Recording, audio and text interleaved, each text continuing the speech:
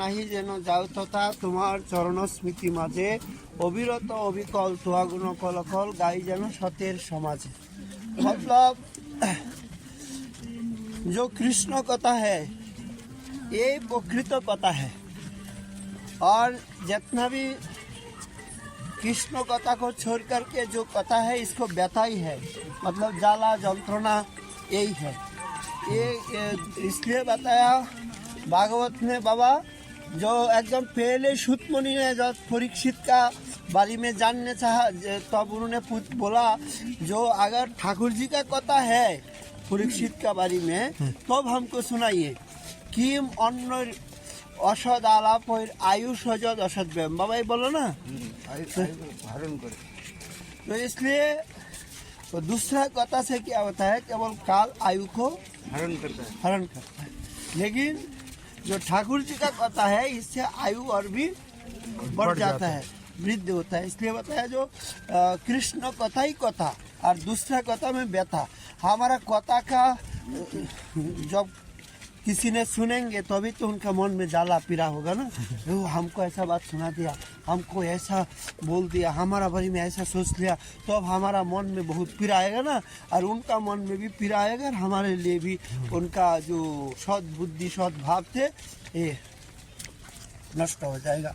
तो इसलिए बताया जो कृष्ण कथा छोड़ करके और दूसरा कथा हम कहेंगे नहीं, और कहना भी सही नहीं है। अगर बोलना है बहुत संक्षेप से, इसलिए जो संत है इनका पास जब भी जाते हैं किसी आदमी तो प्रकारांतर में बाबा कृष्ण कथा ही सुनाता है। जो भी बोलते हैं जो भी सुनते हैं तो इन्होंने इसलिए महाप्रभु जी ने भी रघुनाथ दास को उपदेश दिया जो ग्राम्य वार्ता ना सुनिए ग्राम्य कथा ना कोई भी, क्योंकि ये भजन का विघातक है जो दूसरा कथा। तो और भी क्या है जो सदा नाम साधक है, नाम साधक के लिए पहले तो इनका नाम के लिए कथा को कंट्रोल में ले आना पड़ेगा बाबा ना। जो ज़्यादा इधर उधर बकबात करेगा तब तो उनका मन और चंचल हो जाएगा, नाम में रुचि नहीं आएगा। क्योंकि कथा को नियंत्रण में रखना ही भक्ति का एक विशेष माने सहारा मिलता है। भजन के बारे में बहुत एक मार्ग प्रशस्त मार्ग होता है। जैसा हम दृष्टांतों में बोल सकते हैं महाप्रभु साक्षात स्वयं भगवान है, परतत्व सीमा है, इनके लिए कोई ऐसा जरूरत नहीं, परंतु उन्होंने ऑल टाइम हरि नाम करते थे। तो उनका जो जीवा है ये जीवा नाम तुंडे तांडविनी रति तो स्वयं स्फुरित होते थे। और महाप्रभु जी खुद आदेश भी दिया, आचरण करके आदेश दिया ना, जो सदा कीर्तनीय सदा हरि, तो उन्होंने तो खुद आचरण करके तो शिक्षा देंगे ना। अपनी आचरी धर्म जीवेरे शिकामु चारि भावेर भक्त लइया अपनी नाचिमु, तो खुद आचरण करके शिक्षा दिया दूसरों को। इसलिए महाप्रभु जी जब बाह्य कृत्य में गए तब भी शौचालय में जाने का टाइम में भी और जो उनका जो जीवा है नाम करते थे। तो नवद्वीप वासी एक पंडित थे, मुरारी पंडित, इनका एक छोटा सा बच्चा थे, इनका नाम थे मकरध्वज पंडित, बच्चा है छोटा। तो वो भी जब नीलाचल में गए अपने पिताजी का साथ, वो बोला हम तो महाप्रभु जी का सेवा करेंगे। पिताजी ने बोला तुम कौन से सेवा कर पाओगे, तुम्हारा उम्र ठीक हुआ नहीं अभी तक, सेवा के लिए एक उम्र होना चाहिए ना और योग्यता भी चाहिए। तो मकरध्वज ने कहा हमारा उम्र छोटा है परंतु सेवा का लालसा बड़ा है। पिताजी ने बोला कौन सा लालसा है, जो प्रभु जब शौचालय में जाएंगे तो उसी टाइम में हम इनके लिए पानी ले जाएंगे, चरण ये तो हम कर सकेंगे, कपड़ा लेके जाएंगे। इस बात सुनने से और इनका पिताजी बहुत आनंदित हुआ। वाह, हमारा पुत्रों का ऐसा सुमति है और प्रभु का सेवा में ऐसा अनुराग है। अगर महाप्रभु जी का कृपा इनका ऊपर हो जाएगा और इनका इस सेवा का सौभाग्य मिल जाएगा तो हमारा आनंद ही है, हमारा कोई मना नहीं है। हर तो गौर भक्त है ना, तो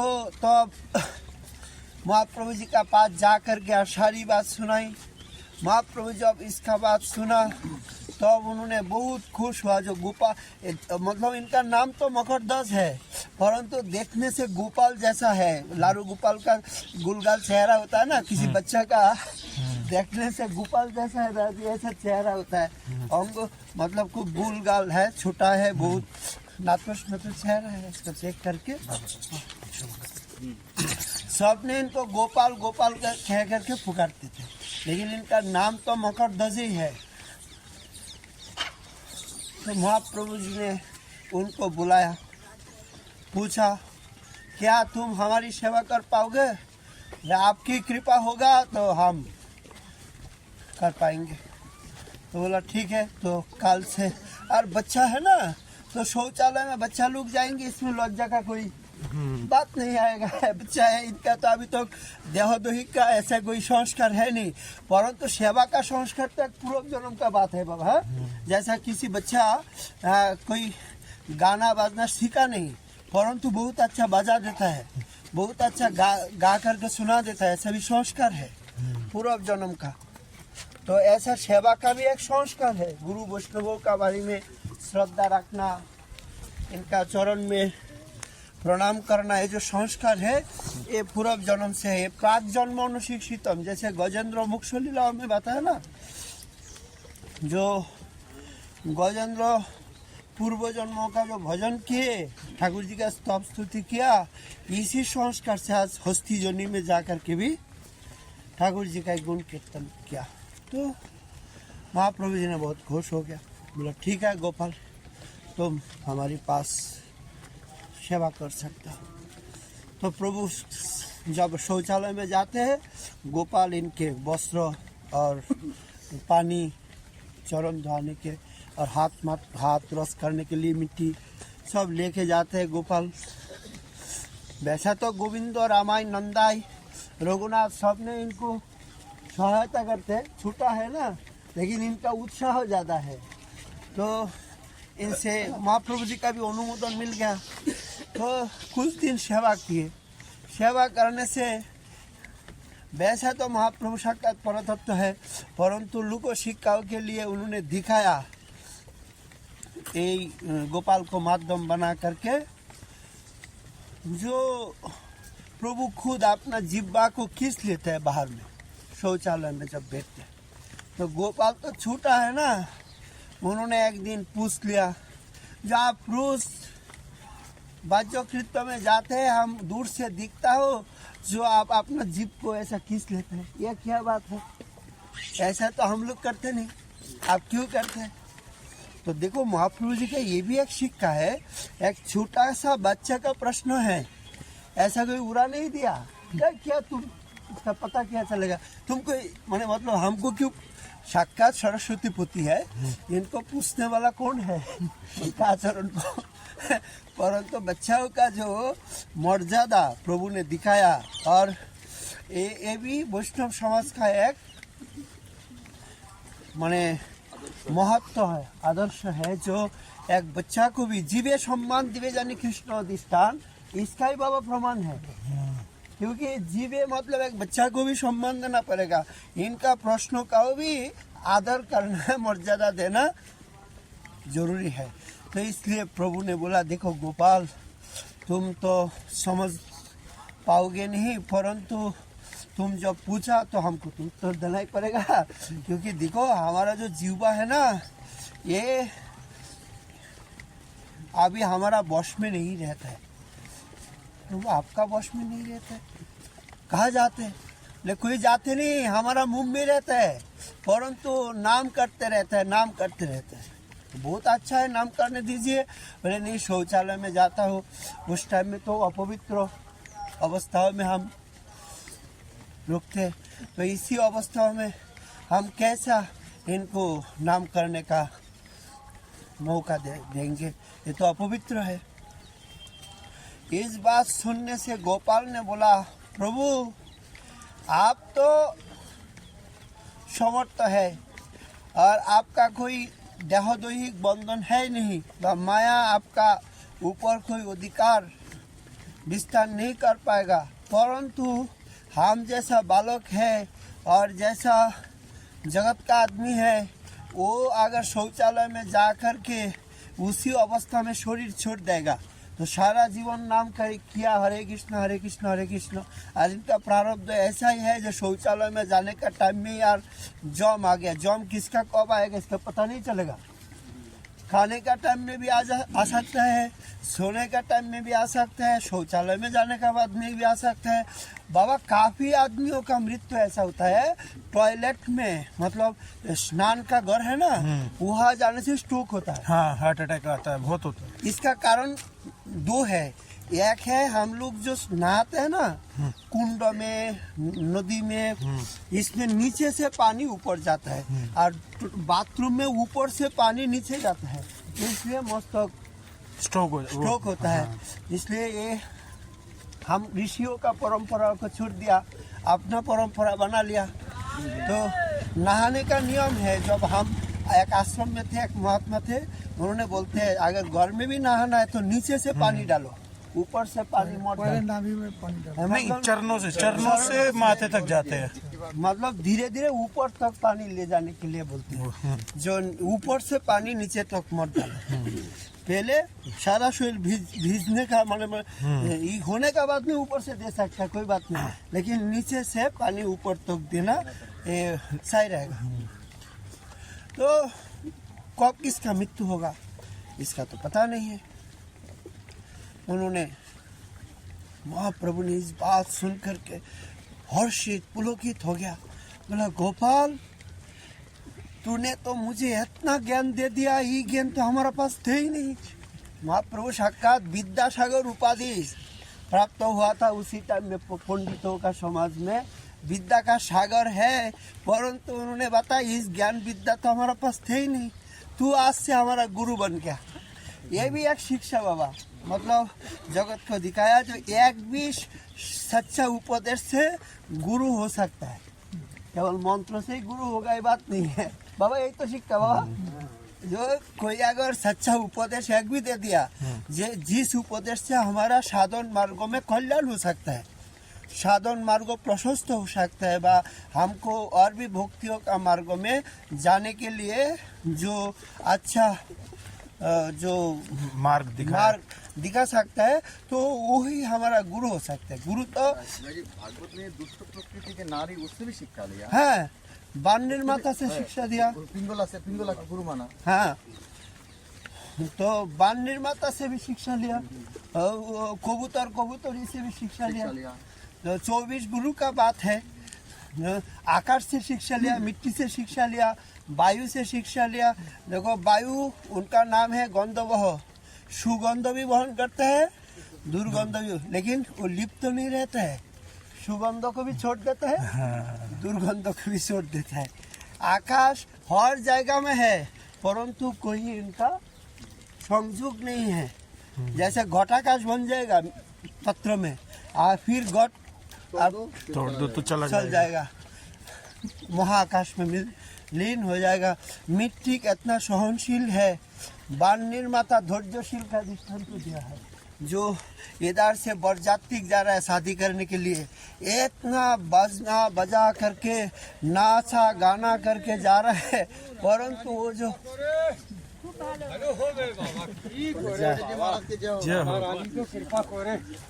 तो बाण निर्माता ने ऐसा बाण जो निर्माण कर रहा है, इनका मन इतना गंभीर तन्मय हो गया।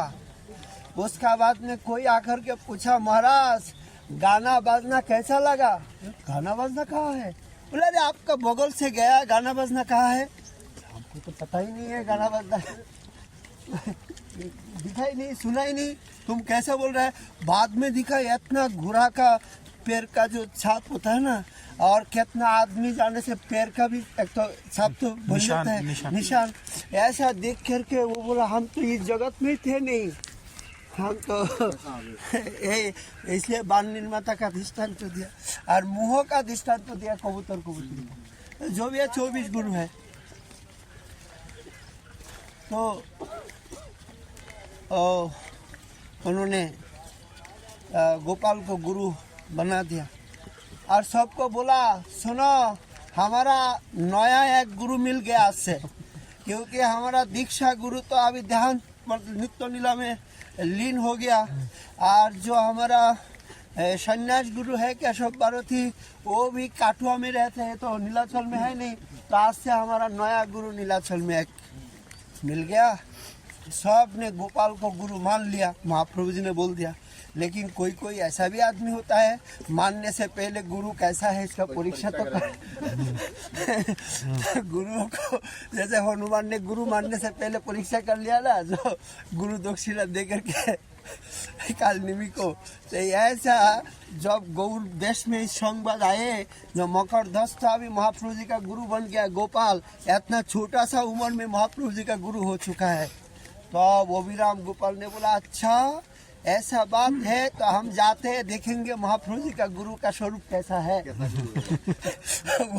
वो जब आ रहा है गोपाल तो सुना उनका पिताजी का मुख से जो ऐसा आदमी है बहुत उनका तेज वीर जो है निताई साथ का केवल वीर चंद्र और गंगा माता को छोड़ करके सारी संतान को मार डाला है। दंडवत करने मात्र से प्राप्ति हो गया। और विग्रह भी जो विग्रह सही है वो तो नहीं, तो विग्रह भी टूट जाता है। टूट जाते थे। ऐसा प्रभाव तो गोपाल ने बहुत भयभीत हो गया। महाप्रभु ने बोला गोपाल तुम तो हमको चेला बनाया नहीं, हम खुद तुमको गुरु बनाया। तो इसमें तो अंतर होता है, चेला बनाना और चेला गुरु बनाना इसमें बहुत अंतर होता है गोपाल। तो हम गुरु बनाया, गुरु मान लिया। गुरु मान लिया। तो हम तुमको गुरु बनाया है, तुम तो हमको चेला बनाया नहीं, तो हम गुरु बनाया, तुम्हारा क्या भय है। फिर भी गोपाल भयभीत है। तो महाप्रभु अपना चरण गोपाल का ललाट में लगा दिया। ये गोपाल गुरु का चरण चिन्ह तिलक हो गया। ऐसा तिलक हो गया तो गोपाल आसन में बैठ गया। गोपाल तो बोला ही बहुत, गोपाल जैसा पेट है और उनका देखने का चेहरा से भी बहुत सुंदर है। और गोपाल आसन में बैठा है गंभीरा में। अभिराम गोपाल आ रहा है, आ रहा है, उनका जय मंगल चाबुक भी हाथ में है और सारी गंभीरावासी गोविंद जाकर के बोला गोसाई आ गया। तो महाप्रभु ने बोला आदिवासी यहाँ बैठ जा, वहाँ मत जा, जो होना है उन्हें होने दे। आदिवासी गुरु भाई है ना, इसलिए आदिवासी प्रिय संबोधन से आदिवासी कहते। तो गोविंद दास को बोला आदिवासी यहाँ बैठ जा, तू मत जा वहाँ। वो गुरुओं का और हमारा शौकाओं का बात है, इसमें हम लोग का जाने का जरूरत नहीं है। क्योंकि आज तो अभिराम गोपाल हमको प्रणाम पहले नहीं करेंगे क्योंकि हमारा गुरु बेटा है। तो गुरु को ही पहले दंडवत करके उसके बाद गुरु को दंडवत करके उसके बाद जाएगा ना। तो इसलिए अभिराम भी पहले गुरु जी का पास गए। गुरु जी तो बेटा है गोपाल आसन। अभिराम जब गया जा करके 1 2 3 दंडवत किया। गोपाल तो बेटा ही है, वो सच्चा गुरु है, सच्चा गुरु। अभिराम ने देखा इनका गुरुत्व अभी जो है ये आ चुकी है, महाप्रभु जी का कृपा है। तो अब अभिराम ने बोला अच्छा गुरु जी आप महाप्रभु जी को चेला बनाया, हमको थोड़ा आशीर्वाद दे दो। महाप्रभु जी का तो चेला बनाया उपदेश से, हमको थोड़ा आशीर्वाद दे दो। उसका बाद में अभिराम अपना हाथ मैंने गोपाल का हाथ अपना मस्तक में लगा लिया। बोला जो तुम सच्चा गुरु है और हमारा कोई संशय है नहीं। 3 बार प्रणाम किया। 3 बार प्रणाम करना तो इस साधारण बात नहीं है। मंदिर बाबा ऐसे घूम गया, बोगरीर जो कृष्ण राय है घूर गया। मैं दर्शन करके गया। मंदिर उल्टा पूर्व मुख है ना मंदिर ठाकुर जी का, ये पश्चिम मुख हो गया। मैं और ऐसे एकदम हाँ मंदिर अभी भी ऐसा है। ऐसे है जे মানে ভেঙে পড়ে যাবে। हाँ বাংলাতে বলেছেন ना, तो तो क्या हुआ उसका बाद में गोपाल गुरु महाप्रभु जी का और भी प्रियजन हो गया, सब ने अभी नाम दे दिया गोपाल गुरु गोपाल गुरु गोपाल गुरु। गोपाल अभी से गुरु हो गया और इनका मकरध्वज नाम अभी लुप्त हो गया, नया नाम हो गया। तो महाप्रभु जी तो 24 साल नीलाचल लीला करके अंतर्धान हो गया। उसका बाद में इनका गुरु है ध्यान बक्खेश्वर पंडित। बक्खेश्वर पंडित महाप्रभु जी का जो प्रिय नर्तक है, 24 प्रहर एक भाव से नृत्य करते थे। तो बक्खेश्वर पंडित का शिष्य थे। बक्खेश्वर पंडित ने अपना जो शरीर छोड़ने का बाद में गोपाल को ही गंभीरा का पीठाधीश्वर बना दिया।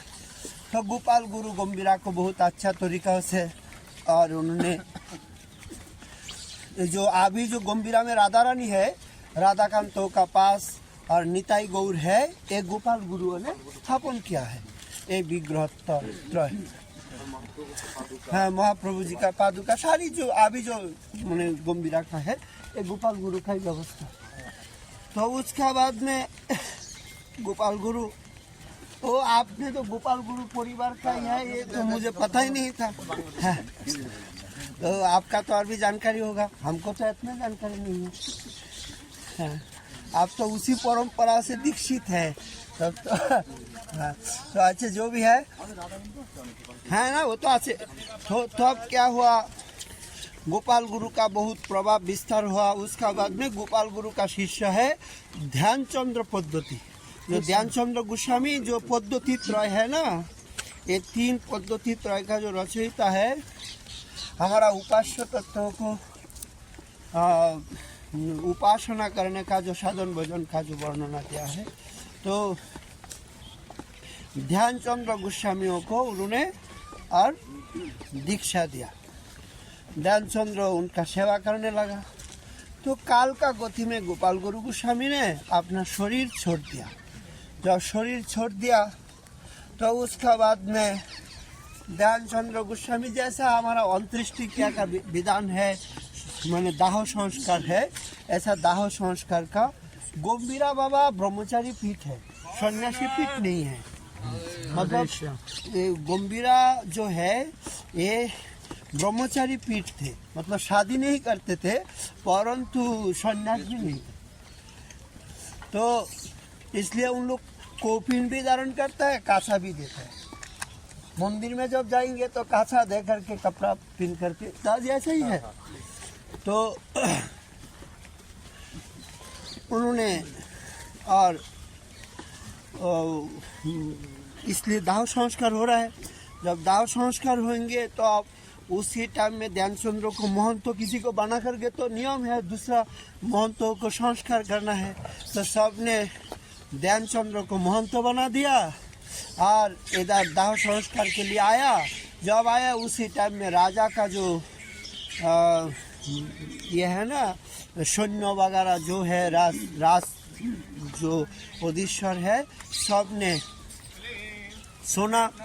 तो सब ने और आकर के फिर गंभीरा बंद कर दिया, क्योंकि बोला जो हम लोग को बताया नहीं और ऐसा ध्यानचंद्र महंत हो गया, ये हम लोग मानेंगे नहीं, इनको हटाओ यहाँ से। तब ध्यानचंद्र गोस्वामी गुरु जी का शरीर में अभी तक आग नहीं लगा, परंतु जा कर के परिक्रमा करके बोला आप गंभीरा का पीठाधीश्वर है, अभी इन लोग हम लोग का साथ ऐसा दुर्व्यवहार कर रहे हैं, आप इनका सुमति दीजिए और अपना पीठ आप संभला मैंने इसको रक्षा कीजिए। तो गोपाल गुरु गोस्वामी ने फिर उस चिता से और हा गंभीरानाथ बोल करके और वहाँ से फिर चिता से उठ करके आ गया। आया सब तो राजा भयभीत हो गया, सब आकर के उनका चरण में गिर गया। राजा ने बोला, गोपाल गुरु गोस्वामी जा करके खुद अपना गद्दी में बैठा, बोला कौन है, आओ मैं हूँ। अब तो राजा मर गया, वो कहाँ से आ गया फिर से। तो अब तो राजा भयभीत होकर के और उनका चरण में गिर गया और बोला हमारा अपराध हो गया, गुरुजी आप क्षमा कीजिए, हमको मालूम नहीं थे, हम सोचा था अपना शिष्य वो अपना मर्जी से ऐसा किया है तो हमको क्षमा कर दीजिए। तो 1-2 दिन नहीं है, कितना साल फिर से गोपाल गुरु गोस्वामी गंभीरा का पीठाधीश्वर होकर के सारा गंभीरा को देखभाल किया। उसका बाद में जो काल जो तिथि थे कार्तिकी शुक्ला अक्षय नवमी तिथि, इस तिथियों में फिर से नित्य लीला में प्रवेश हुआ। तो गोपाल गुरु कतदिन ছিলেন? गोपाल गुरु काफी दिन बाबा, 100 साल का ऊपर। अच्छा, वहाँ चिता से उठने के बाद? है ना, चिता से उठने के बाद में फिर लगभग तो 20-30 साल थे। 30 साल? हाँ हाँ 20-30। तो फिर का जो घटना है इसके सुनने से और भी अवाक हो जाएंगे। तो वहाँ तो हो गया, फिर दाह हो गया। तो जो अभी तो ध्यानचंद्र गद्दी में है। तो वृंदावन से कुछ भक्त जगन्नाथपुरी में रथ यात्रा का उपलक्ष्य में गए, तो उन्होंने सोचा जो हम लोग जा कर के हमारा महाप्रभु जी का गुरु है गोपाल गुरु को दर्शन करेंगे, इस भावनाओं में गए। जब गए तब सुना रास्ता में जो गोपाल गुरु गोस्वामी उन्होंने नित्य लीला में प्रवेश कर दिया।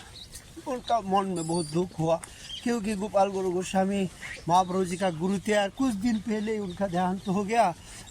मतलब आषाढ़ महीना में उन्होंने गया तो कार्तिक महीना में देहांत हुआ, मतलब लगभग 6 महीना।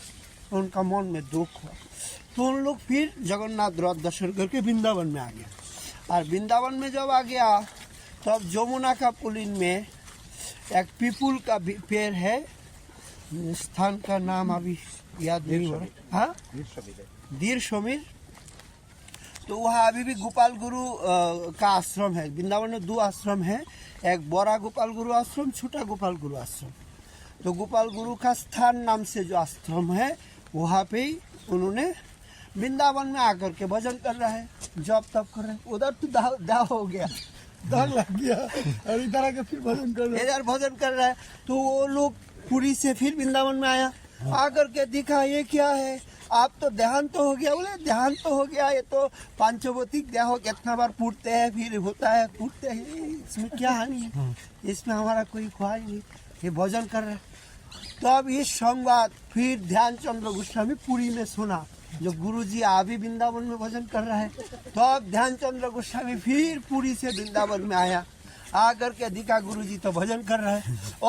और भी एक काम किया, जब यहाँ से और कुछ वैष्णव लोग गए ना, तो उन लोग के एक काशी क्या बोलते, माने यहाँ का लोग बोलते कि बेला वाले बेला लेकर के, और गोपाल गुरु गोस्वामी ने बोला इस बेला हमारा ध्यानचंद्र को दे देना, गंभीरा में बेला नहीं है, इसको बजा करके ठाकुर जी का आरती करने के लिए। वो जब गया तो ध्यानचंद्र गोस्वामी ने सुना बेला कौन दिया, बोले आपका गुरुजी दिया। हमारा गुरुजी तो देहांत हो गया। बोला अरे आपका गुरुजी वृंदावन में आज भी भजन कर रहे हैं, हमसे बातचीत किया, बोला गंभीरा का बेला टूट गया इसलिए हमको दे दिया। इस बात सुन करके ध्यानचंद्र गोस्वामी फिर वृंदावन आया, आकर के गुरुजी को दिखा। देखने का बाद में गुरुजी का चरण में गिर गया, गुरुजी आप यहाँ क्यों है, आपका गद्दी संभला, मैंने जाइए वहाँ गंभीरा। बोले नहीं, अभी तो हम और वृंदावन छोड़ करके कहीं नहीं जाएंगे, यहाँ ही भजन करेंगे, तुम गंभीरा का अभी देखभाल करो, वहाँ भजन करो और महाप्रभु जी का सेवा करो। हम तो महाप्रभु जी का कृपा से और वृंदावन में ही भजन करेंगे, सिद्ध भूमि है, यहाँ छोड़ करके और कहीं नहीं जाएंगे। वो तो कितना रोना प्रारंभ किया, नहीं गुरुजी आपको तो जाना ही पड़ेगा। बोला नहीं, हम तो और नहीं जाएंगे, एक बार तो चिता से उठ करके तुम्हारा मान रखा किया, अभी हमको और भी देखो ये भी एक सिद्धांत है बाबा, महाप्रभु जी का परिकर है, स्वयं महाप्रभु ने उनको गुरु पद से अभिषिक्त किया, इतना परीक्षा किया, उसका बाद में दाहो समाधि से फिर उठ करके 20-30 साल उन्होंने फिर से गंभीरा का देखभाल किया। उसका बाद में देहांत हो गया, भस्म हो गया, पांचभौतिक देह इधर दिखाया, फिर यहाँ वृंदावन में आ गया, फिर भजन कर रहा है। ये जो आप बताए साधन भक्ति का महिमा इसमें आ गया। बाबा चिन्मय हो जाता है। आप सुना है श्लोक इसमें? वो श्लोक कृष्ण भक्ति सुधा पानात देह दही को विस्मृति तेषांग भौतिक देहोपि सच्चिदानंद रूप ये सच्चिदानंद रूप हो गया ना, देखो। तो अच्छा, तो अब ध्यानचंद्र ने जब बहुत रोना प्रारंभ किया, उन्होंने बताया तुम इतना ही जब हमारे लिए बेकुल है तो एक काम करो, तुम गंभीरा में जाओ, राधा कांतों का सामने में एक नीम का पेड़ है, उसी पेड़ से हमारा एक मूर्ति बना लो, और इस मूर्ति बना करके जब तुम मंदिर में पूजन के लिए जाएंगे तो हमको ले जाएंगे, भोग लगाने के टाइम में हमको ले जाएंगे, महंत पद में हमको ही बैठा देंगे, और तुम प्रतिनिधि रूप से और गंभीरा का सेवा करो। अभी भी इस पद्धति से सेवा हो रहा है। जो बकेश्वर पंडित का जो मंदिर है, यहाँ से गोपाल गुरु गोस्वामी का विग्रह अभी अंदर में ले जाता है, पूजा का टाइम में उनको आसन दे देता है, अर्चन का विधान उनसे ही कराता है, भूख का टाइम में भी उनको अंदर में ले जाता है, हलूद कपड़ा पहना करके रखते हैं। बहुत सुंदर है विग्रह, ये तब से ही है, आपसे नया नहीं है।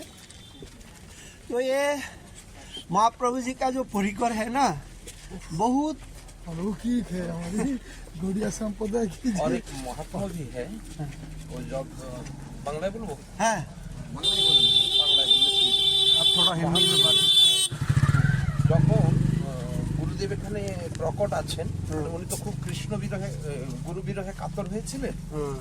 তখন ওই আসার সময় ঝাড়খণ্ডের বনপথের উপর দিয়ে আসছিলেন, এবং এটা শ্যামানন্দ প্রভুর জীবনীতেও আছে, রসিকানন্দ প্রভুর জীবনীতে একই রকম ঘটনা। দস্যুরা বনের মধ্যে ধরেছিল, এবং সেদিন ছিল অমাবস্যা।